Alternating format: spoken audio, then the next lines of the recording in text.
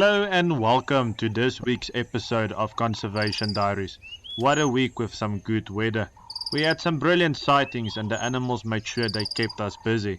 We had a couple of night drives and were very lucky with interesting game viewing.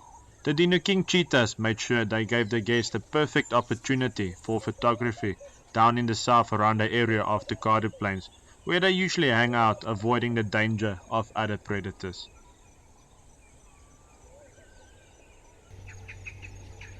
A great sighting of two male giraffes lining each other up. Not too serious at all, as the one is slightly younger and might have a practice run with the bigger bull. The term for this, we call it necking, and that's how male giraffes eventually become bald.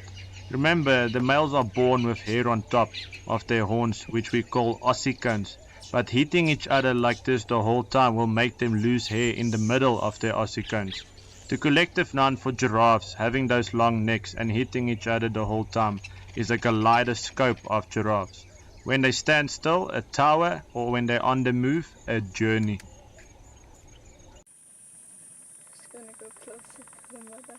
We were lucky enough to find a female lion on an evening drive with her two youngsters.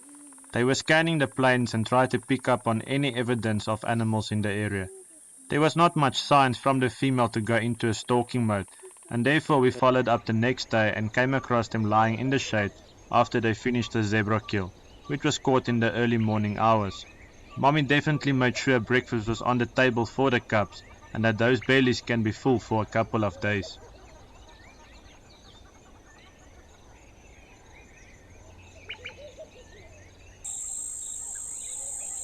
For the big birders out there, feel free to leave your comment below to identify the group of birds.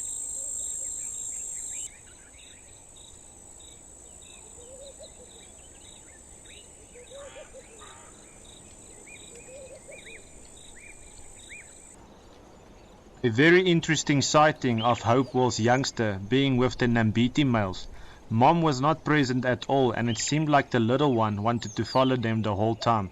Everywhere she goes they smell, and often when they got too close she will show some submissive behavior and snap at them. Luckily the next day one of the rangers found the youngster back with Mom and everything seemed to be fine. Remember, this youngster is still way too young and still has a long way to go to become sexually matured.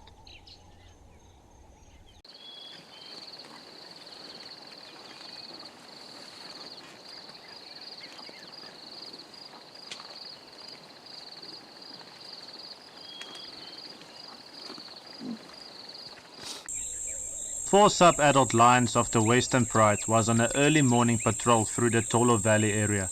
They sure look in a good shape and didn't seem like they had a meal recently. That same day the guests requested a night drive and I thought this would be the perfect opportunity to follow up with them, and indeed it was. Surprisingly they met up with the young male of the Northern Pride. All the lions didn't seem to be nervous at all, but there was some conflict running and the male on his own knows he's outnumbered and made sure he doesn't cause too much trouble and kept a good distance away from them, avoiding confrontation. The four kept their eyes on him, and any wrong move, things can turn ugly. Okay.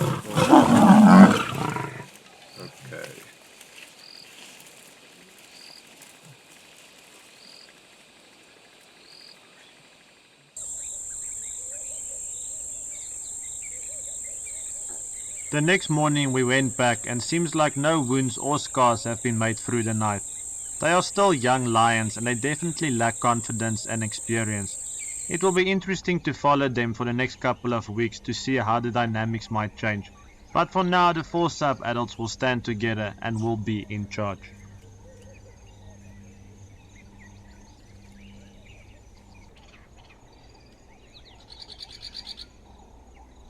So from all of us here at Swallow, where conservation never stops, we will catch you all next time.